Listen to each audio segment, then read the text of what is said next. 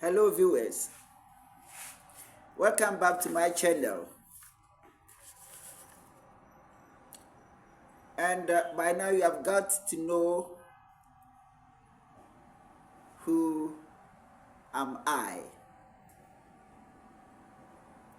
I've talked about laws.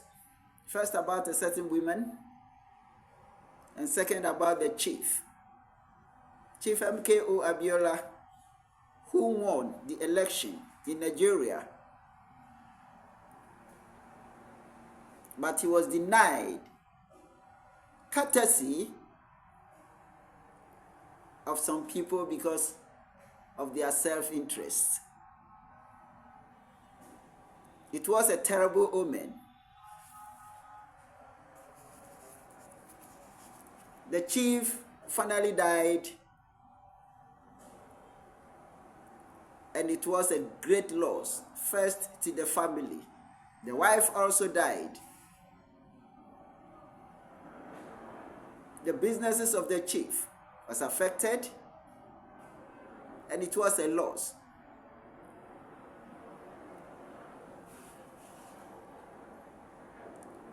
It was a loss to the family. It was the loss to the people in his state. It was a loss to the extended family, and his death was a loss to the entire Nigerian people.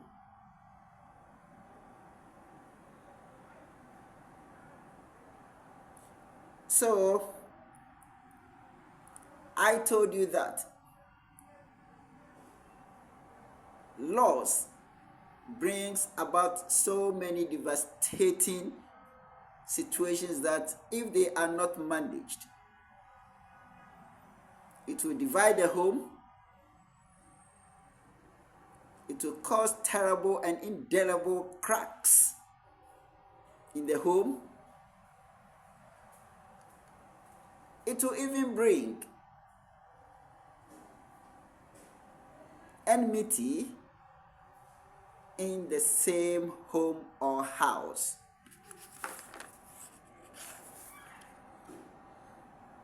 Now,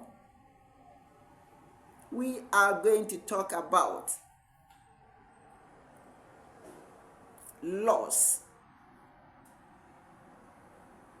when one loses a beloved one. That is the death of a beloved one. How to manage it? Number one, even though it is very, very difficult for you to say so, you have to do it. And it is, thank God that that beloved one is dead. Be very careful when people who don't have the same mind like you will be there, because they will think you are even happy that the person died. No, but because the Bible says in everything you have to give thanks to the Lord. You don't know why it happened so. So you have to thank God for the demise of that loved one. And as I said, be very careful that people who don't have the same mind with you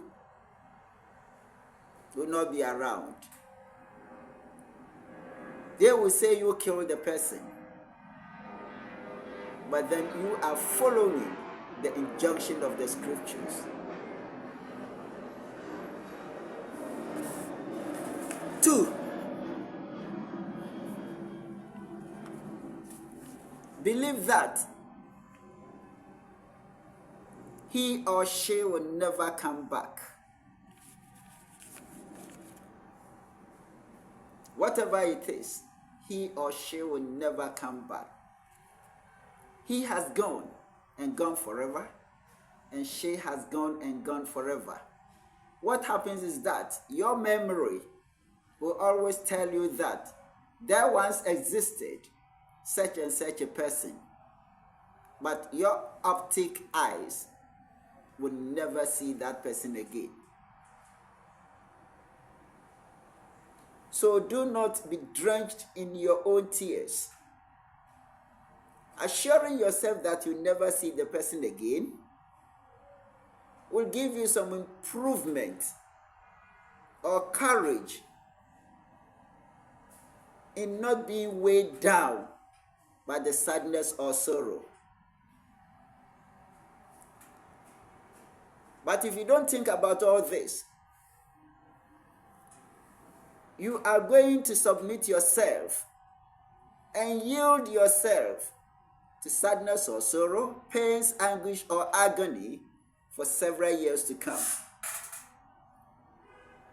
I know one young lady whose husband died. Both of them were young. And because he didn't want to do away with the death, she has remained till today. And the case is, she's being haunted by the death of the husband. God created man, and death came from God. So whatever it is, death will strike. So when death comes, I know. And as humans, you can't just obliterate or erase it just then from your mind. You will remember, but then be very careful that that loss will not collapse you, and that loss will also not put you in a situation whereby you too will lose a lot. I remember when I was young, when somebody died in the society, they wouldn't even make fire for 7 days, and they will be mourning.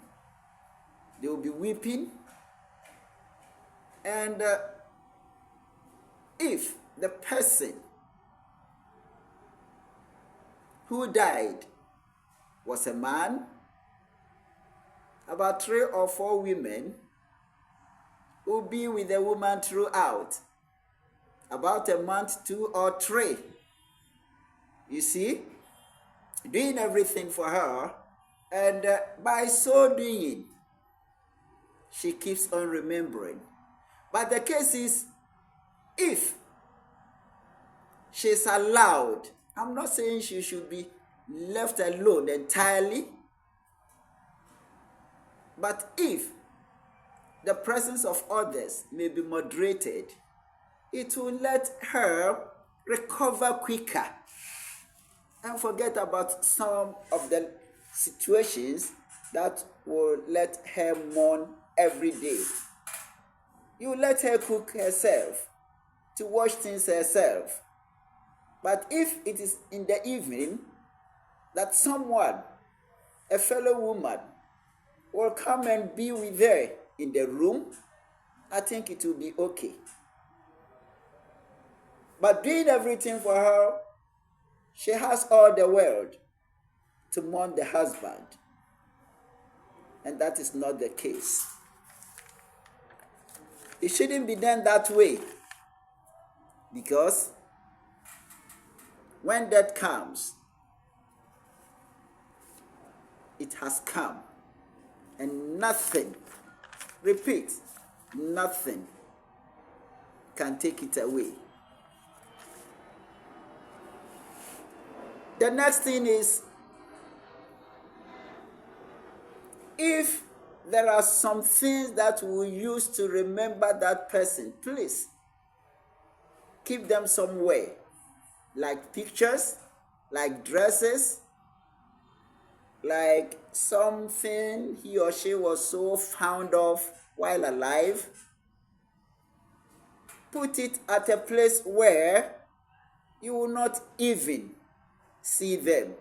Hide them somewhere so that you will not come into contact constantly with those things to enable you remember the person. When you keep them aside or hide them, it will also help your resolve to forget quicker that terrible incident. Play with others, joke with others, even though within you you are feeling pains. By so doing, nature will also come to your help. Time is the greatest healer, and time of hasting, its remedy for you to forget about the death of that your loved one. As I said, as long as you have memory, you can never forget about that death. But then, for you not to be a subject or a slave to that loss, and also to disintegrate you mentally, physically, intellectually, emotionally, you have to do things that will not allow you be perpetually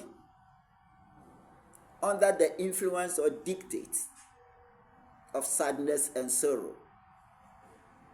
If not, you'll be overwhelmed by that loss.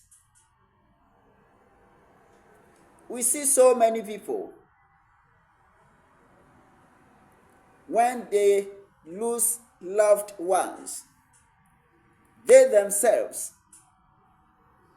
will never become normal human beings again. Some even collapse and die instantly when they hear of the death of loved ones.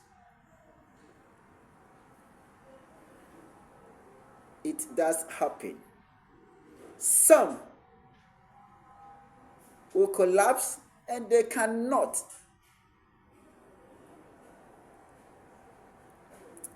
have a legal mobility anymore. That is, they cannot walk. It is like they have stroke. Some cannot even think properly. Others will not even be able to engage in normal human activities that would have helped them. So, if you follow these guidelines, when you lose a loved one, it will help you to reposition yourself in such a situation that you will not be too much disturbed.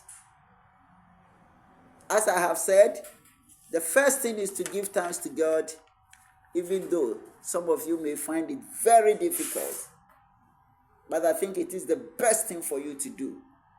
When my mother died, I thank God that the woman was dead. Not that I'm happy, but because the Bible says, in everything, and the death of my mother is also part of the everything. The death of my mother was also part of everything. It was very difficult for me to thank God that my mother I loved so much is dead. But I have to do it. So first you have to thank God. Secondly, as I have said, you shouldn't allow yourself to be drenched in your own tears, thinking and thinking and thinking and thinking and thinking. Know that the person is dead and he will never come back. Engage yourself in some doings. Good evening, sir. Good evening.